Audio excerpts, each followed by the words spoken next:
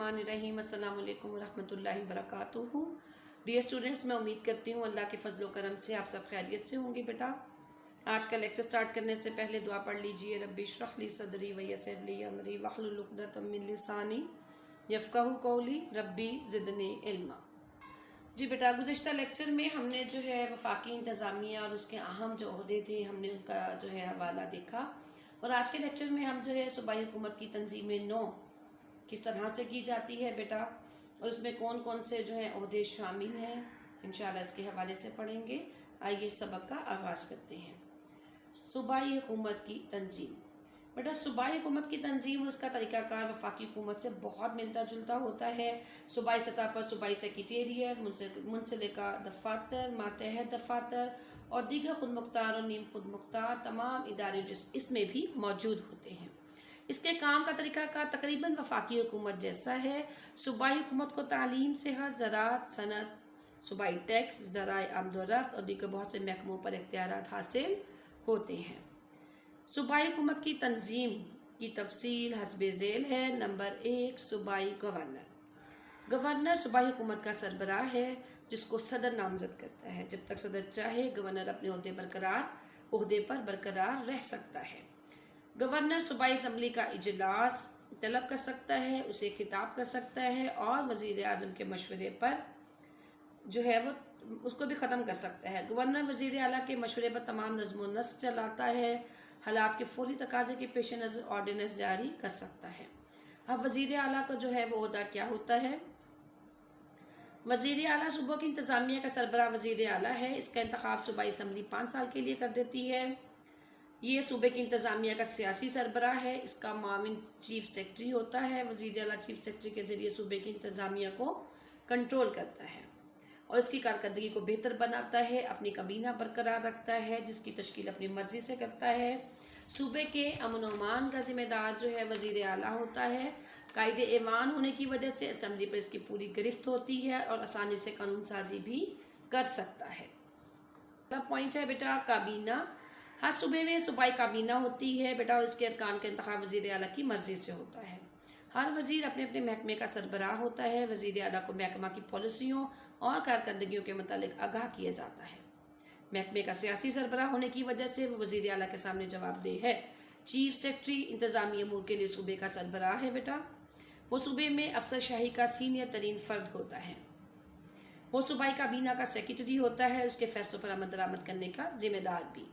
Chief secretary तमाम सेक्रेटरियों की committee का चेयरमैन है जो तमाम सेक्रेटरियों की कारकर्दगी का जायज़ा लेता है और इनको वक्तन फ़वक्तन हदायत जारी करता है।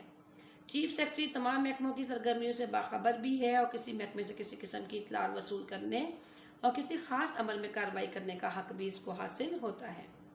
5वां जो है ओहदा वो है सेक्रेटरी का। हर महकमे का इंतज़ामी सरबराह सेक्रेटरी है जो अमूमन 20वें ग्रेड का ऑफिसर है। सेक्रेटरी अपने महकमे के वज़ीर के मुआविन ख़ास के तौर पर काम करता है।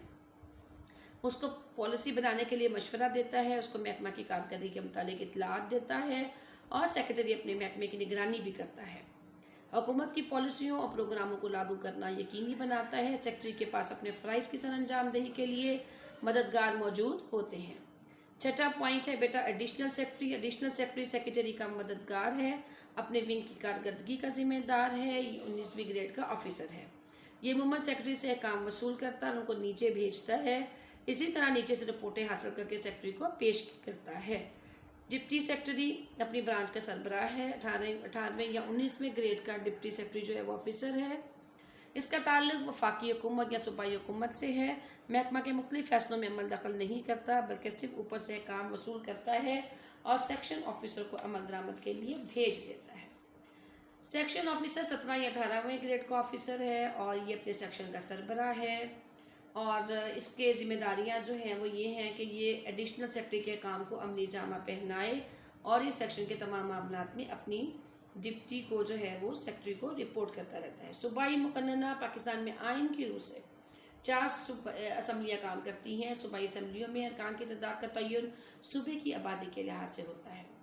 नई तरमीम के मुताबिक पंजाब के अरकान असम्बली की 371 और सिंध की 168, खैबर पख्तूनख्वा की 124 और बलूचिस्तान की 65 जो है वो तादाद है अरकान असम्बली की। आम अरकान का इंतखाब अवाम बराह रास्त, जबकि ख़वातीन और अक़लियतों की नशस्तों पर जो है पार्टी को अपने हासिल करदा वोटों के मुताबिक जो है वो इख्तियारात मिल जाते हैं। अब हम देखते हैं बेटा, हमने जो है वफाकी सतह पर पहले पिछले लेक्चर में पढ़ा कि क्या क्या जिम्मेदारियां थीं। अब के लेक्चर में हमने सूबाई सतह पर जितने ओहदे थे उनको तफसीली पढ़ा। अब हम इनके इख्तियारात का जायज़ा लेते हैं। कानून बनाने का इख्तियार इनके ज़िम्मे होता है कि सूबाई असम्बली सूबों के लिए कानून भी तैयार करती है, सूबाई असम्बली नमूद के लिए कानून साजी भी कर देती है। ठीक है जी, इन तमाम अमूर में कानून बना सकती है जो मुश्तरका फहरिस्त में दर्ज झैल है। तसादम की सूरत में मरकज़ी कानून को बालादस्ती हासिल होती है। मालियाती इख्तियारात, सूबाई असम्बली हर साल बजट की मंजूरी देती है। सूबाई हुकूमत असम्बली की मंजूरी के बाद सूबों में कोई टैक्स नहीं लगा सकती।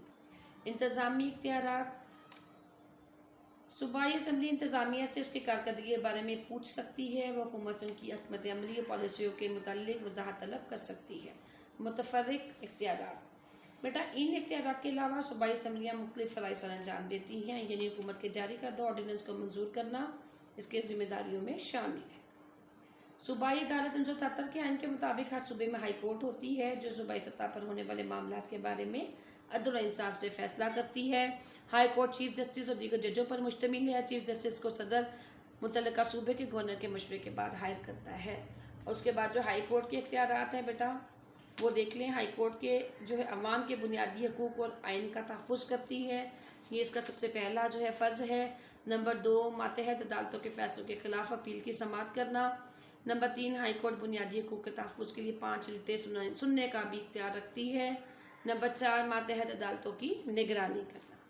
जी बेटे, आज के लेक्चर को यहीं पर हम ख़त्म करते हैं। ठीक है, आपने जितना भी मैंने आपको आज पढ़ाया उसको आपने समझकर याद रखना है। ठीक है, इंशाल्लाह मिलते हैं अगले लेक्चर में। अस्सलाम वालेकुम रहमतुल्लाहि व बरकातहू।